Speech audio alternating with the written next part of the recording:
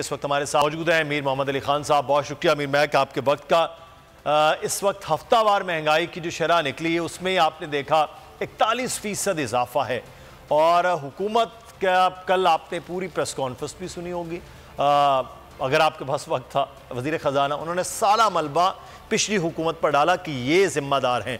तो 10 महीनों में क्या हुकूमतें चीज़ें बेहतर नहीं कर पाती हैं कि वो पिछली हुकूमतों को ही ज़िम्मेदारी ठहराई जा सके?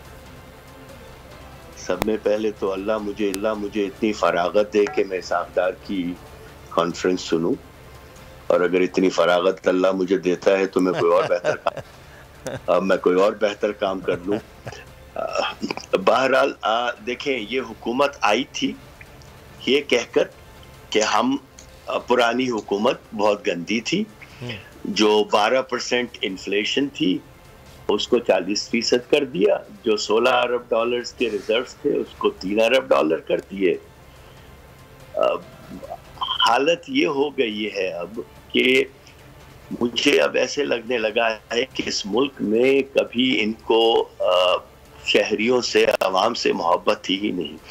देखिए, अगर अपनी गलती को मानकर स्टेप असाइड हो जाना, रिजाइन कर देना, इसमें ना आपकी इज्जत में कमी आती है ना आपकी सियासत हमेशा के लिए खत्म होती है, क्योंकि पूरी दुनिया में ये होता है। आपकी इंडिविजुअल सियासत शायद खत्म हो जाए साखदार की, मगर नून लीग की सियासत तो कभी खत्म नहीं होगी। अगर इस तरीके से वो रिजाइन कर दें शायद इज्जत ही बढ़ जाए। इनके हाथ से ये चीजें निकल चुकी हैं। ये आप मेरी बात को लिख लीजिएगा, ये रातों रात भाग जाएंगे, क्योंकि मैं कोई प्रेडिक्शन नहीं कर रहा, मैं ये देखकर कर रहा हूँ, कह रहा हूँ कि इन्होंने हमेशा इसी तरीके से किया है। अब जो डॉलर 24 रुपए बढ़ा है 2 दिन के अंदर, ये हमेशा आप याद रखिएगा कि डॉलर के बढ़ने के तकरीबन 2.5 से 3 हफ्ते के बाद, बल्कि 4 हफ्ते के बाद महंगाई का उस पर असर होता है, क्योंकि वो सप्लाई चेन की पूरी एक साइकिल कंप्लीट हो जाती है। जो पहला वाला माल आया हुआ होता है वो बिक चुका होता है, अब नया माल लाने के लिए नए डॉलर रेट पे आपको इंपोर्ट करना पड़ता है। और इत्तेफाक से इस दफा वो टाइमिंग आएगी रमजान के अंदर, तो अल्लाह ही हम पर रहम करे कि इस रमजान में, वैसे भी हम पाकिस्तान जो है दुनिया के चंद उन ममालिक में से है जहां पे रमजान में कीमतें बढ़ाई जाती हैं, और जिनको हम काफिर कहते हैं उनके यहाँ तो 30-40% कीमतें कम कर दी जाती हैं। वेस्ट के अंदर जहाँ पे थोड़े से मुसलमान रहते हैं, मगर उनके लिए भी आज भी कुछ सिचुएशन ये ऐसी ही नजर आ रही है कि बार बार ये कहा गया कि गरीब आदमी पर इसका बोझ नहीं पड़ेगा। जो हम टैक्सेस लगा रहे हैं वो अमीर आदमी पर, जीएसटी के हवाले से तो आपने देख लिया 25% कुछ अशिया जो लग्जरी आइटम्स है वो हैं, लेकिन आम आदमी पर जब 17 से 18% का जीएसटी हुआ है, 3% बेसिस पॉइंट्स का इजाफा हुआ है, तो क्या ये एक आम आदमी पर इफेक्ट नहीं करता है मीर साहब? ये आम आदमी ही पर इफेक्ट करता है। देखिए, जब कॉस्ट ऑफ डूइंग बिजनेस बढ़ जाती है, 300 बेसिस पॉइंट मजाक नहीं है। मैंने जिंदगी में कभी सुना नहीं कि 30 पॉइंट उस मुल्क में बढ़ाई जाएं जहां लिटरली दिवालिया ना हो गया हो। रशिया में बढ़ी है, टर्की में बढ़ी है, अर्जेंटीना में बढ़ी है, वेनेजुएला में बढ़ी है, मेरी जिंदगी में जो मैंने देखा है। तो खैर अल्लाह ही माफ करे, मगर ये मतलब हम दिवालिया हो चुके हैं इस वक्त।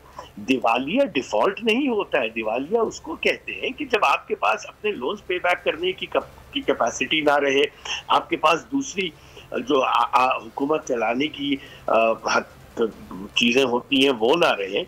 अब इसका असर सिर्फ आम आदमी पर पड़ेगा। ये इनडायरेक्ट टैक्सेस बढ़ा रहे हैं, 17 से 18% कर देना, और दूसरी जो आपने 25% की बात की जीएसटी में, उसमें सारे लग्जरी आइटम्स नहीं है। 850 सीसी की गाड़ी भी है। 850 सीसी की गाड़ी आपके ख्याल में लग्जरी आइटम है? लग्जरी आइटम तो BMW, मर्सिडीज, दूसरे बड़ी गाड़ियां होंगी, बुगाटी, जो भी, अगर वो तो यहाँ नहीं आती।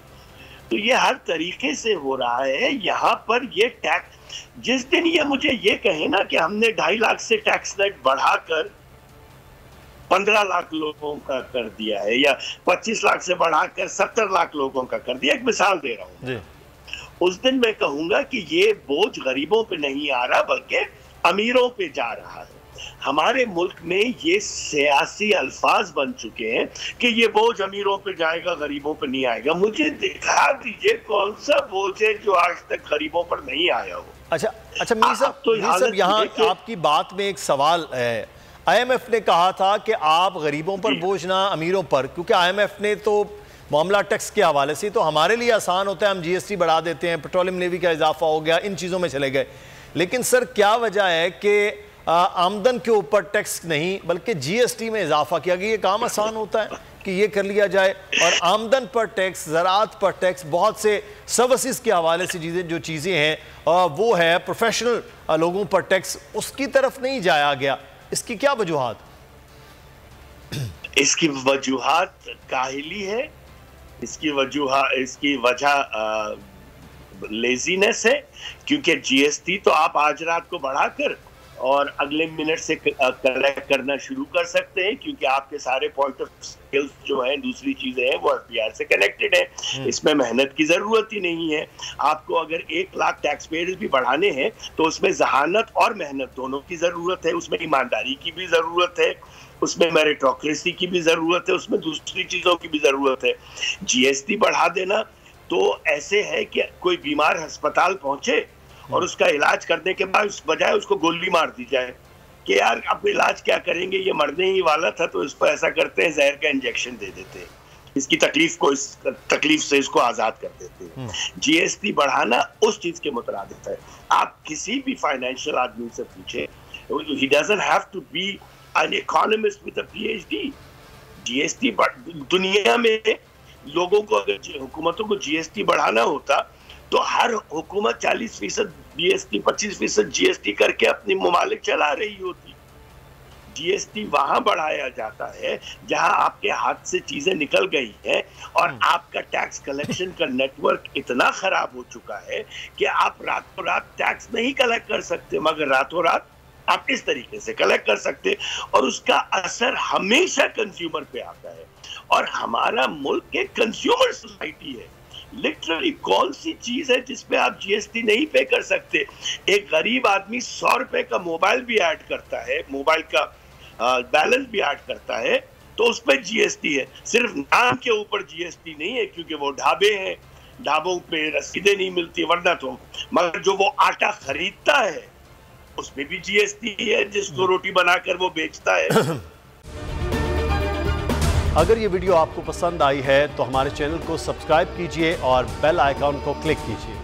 उफ, क्या जुल्म है। बोल एक दफा फिर साजिशी अनासिर के निशाने पर। को चेयरमैन बोल शुएब शेख को फ्री ट्रायल का मौका नहीं दिया जा रहा। तफ्तीशी ऑफिसर जो मुदई भी है अपना बयान रिकॉर्ड करवा चुका है कि कभी कोई जुर्म हुआ ही नहीं। एग्जैक्ट जो कुछ कर रहा था सब लीगल था। एग्जैक्ट के पास तमाम लाइसेंस थे। इस पर सितम जरीफी ये कि बरियत करने के बजाय केस दिनों नहीं घंटों के हिसाब से चलाया जा रहा है। फ्री ट्रायल की धज्जियां उड़ा दी गईं। आईन में मौजूद इनफरादी हुकूक को पामाल किया जा रहा है। मुतल्लिका जज के खिलाफ दरखास्त दायर कर दी गई है। बोल के खिलाफ इंतकामी कार्रवाइयां जोरों पर हैं। बोल का अदलिया की इज्जत के लिए खड़े रहने का अज़्म। बोल का अदलिया को सलाम। सब्सक्राइब करें और बेल दबाएं ताकि कोई खबर रह न जाए।